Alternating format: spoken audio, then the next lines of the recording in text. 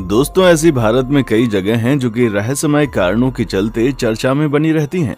उन्हीं में से एक है राजस्थान में बसा छोटा सा कुलधरा गांव। कहा जाता है ये गांव पिछले बहुत सालों से शापित हो रखा है। पर दोस्तों, सवाल ये है कि आखिर ऐसा क्या हुआ था कि एक रात में 84 गांव के लगभग 600 घरों के लोग अचानक ही गायब हो गए। और कहां गए इसका कोई नहीं पता। क्यों आखिर ये गांव पूरी तरह बंजर और वीरान हो चुका है? आखिर ऐसी कौन सी बात है जिसकी वजह से आज भी इस गांव में कोई नहीं रहता? और आज इसी कड़ी में हम कुलधरा गांव के रहस्य को थोड़ा सा जानने की कोशिश करेंगे। दोस्तों, अगर आप कभी वहां जाएंगे तो जर्जर हालातों में पड़े खंडहर आज भी उस घटना की गवाही देते हुए नजर आएंगे जिसने अचानक से इस सुंदर से गांव को एक वीराने में तब्दील कर दिया।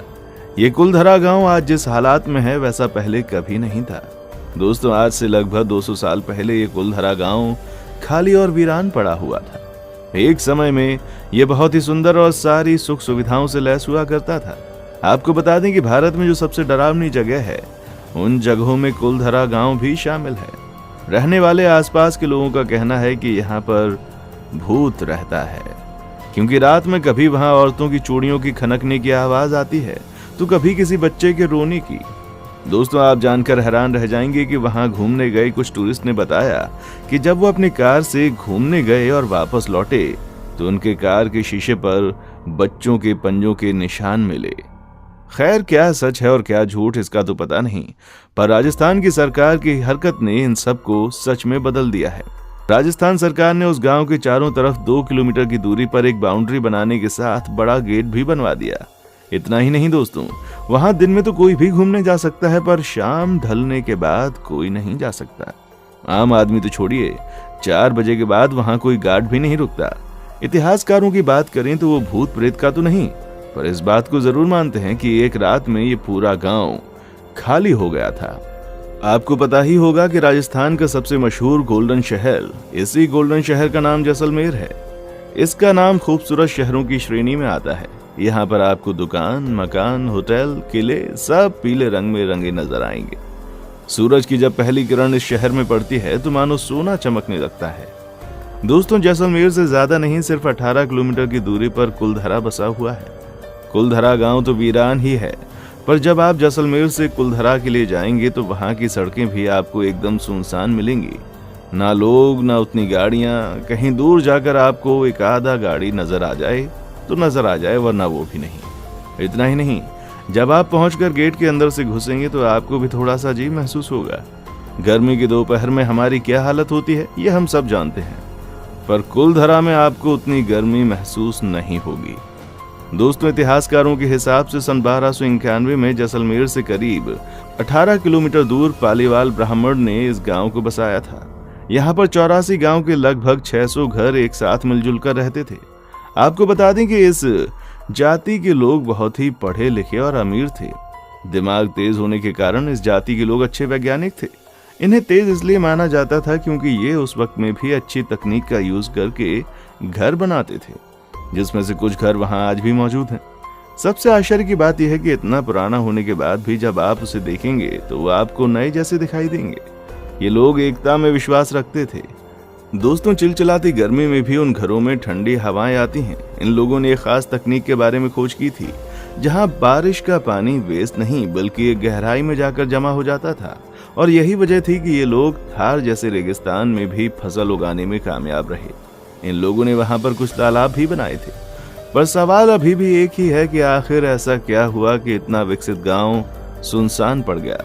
तो दोस्तों, ये सब हुआ सालम सिंह की वजह से। अब आप सोच रहे होंगे कि ये कौन सी बला है। सालम सिंह जैसलमेर का दीवान था और कुलधरा उसी के हिस्से में आता था।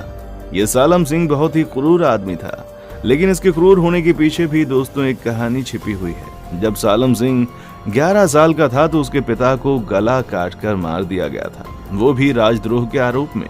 और उसके पिता भी जैसलमेर के सोने के किले में दीवान थे।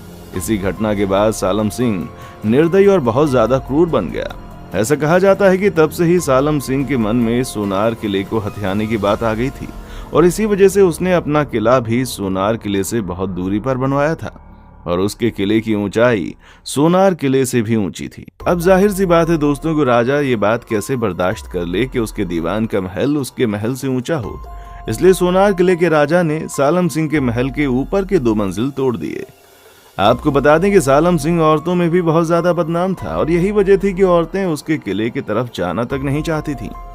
एक बार की बात है दोस्तों, ये सालम सिंह कुलधरा गांव के दौर पर निकला था और उसी वक्त उसकी नजर वहां के पंडित की बेटी पर पड़ गई। फिर क्या था, उसको देखकर उसकी नीयत खराब हो गई। आपको जानकर हैरानी होगी कि उस लड़की को पाने के चक्कर में सालम सिंह ने अलग अलग तरह के लगान लगाए ताकि ये पालीवाल झुक जाए। पर ये पालीवाल काफी अमीर थे, इसलिए सालम की मंशा पर पानी फिर गया। इसके बाद सालम सिंह इतना नीचे गिर गया कि उसने बहुत बार पंडित की बेटी को उठवाने की कोशिश भी की, पर वो उसमें भी नाकामयाब रहा। बार बार अपने मंसूबे में कामयाबी ना मिलने के बाद सालम सिंह के सर पर उस लड़की को पाने का जुनून सवार हो गया और जुनून कुछ इस कदर सवार हुआ कि सालम सिंह ने कुलधरा गांव में ये संदेशा भिजवा दिया कि अगर अगले पूर्णमासी की रात लड़की को सालम सिंह के हवेली पर नहीं भेजा गया तो पूर्णमासी के अगले दिन वो सैनिकों के साथ उस गांव पर हमला कर देगा। जाहिर सी बात है कि गांव में एकता थी, जिसकी वजह से पूरा गांव परेशान था कि आखिर किया क्या जाए। गांव का हर आदमी अपने अपने तरीके से सुझाव दे रहा था, पर किसी का सुझाव सही नहीं था। वो ज्यादा देर इंतजार भी नहीं कर सकते थे क्योंकि पूर्णमासी आने में बस कुछ ही दिन बाकी थे। जब लोगों से हल नहीं निकला तो पंचायत बैठी और उसी दिन एक मंदिर में गांव के सभी लोग एकत्रित हुए, जिसके बाद बातचीत शुरू हुई। कुछ लोगों ने बोला कि हम उन लोगों से लड़ेंगे, पर उनकी संख्या कम थी, जिसकी वजह से प्लान काम नहीं किया। तो कुछ लोगों ने राय दी कि पंडित उस गांव को छोड़कर चला जाए, पर बाकी के लोग इस बात पर जानते थे कि अगर ऐसा किया तो सालम सिंह गांव के लोगों पर अपना गुस्सा निकालेगा।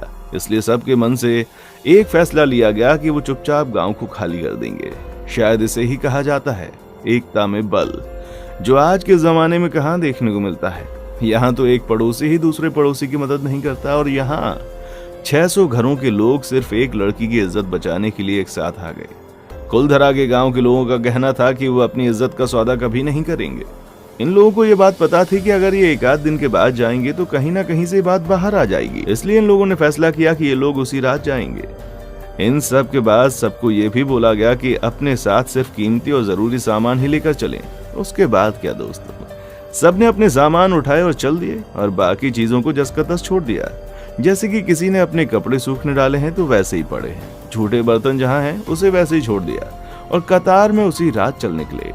और जब जाते जाते वहां के लोगों ने इस गांव को एक श्राप भी दे दिया कि ये गांव अब कभी नहीं बसेगा और जो भी यहाँ बसने की कोशिश करेगा वो कभी खुश नहीं रह पाएगा। अब 3 दिन बीतने के बाद पूर्णमासी का दिन बीत गया और उससे में सालम सिंह कुलधरा गांव की तरफ बढ़ता है और वहां पहुंचते ही सालम सिंह के होश उड़ गए, क्योंकि उस गांव में सन्नाटे के अलावा कुछ नहीं था। वो पूरे गांव की तलाशी लेता है पर उसे एक शख्स नहीं मिलता। इसके बाद सालम सिंह बहुत सी खुदाई करवाता है क्योंकि वो जानता था कि पालीवाल बहुत अमीर होते हैं।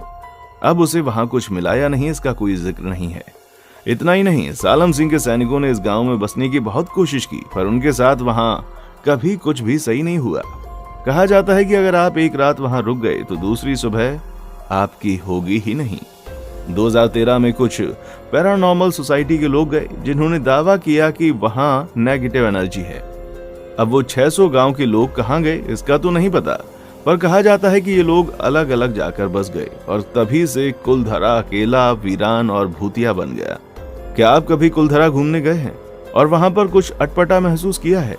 कमेंट सेक्शन में आकर जरूर बताएं। वीडियो पसंद आई है तो वीडियो को लाइक और दोस्तों के साथ शेयर करना ना भूलें। देखने के लिए शुक्रिया।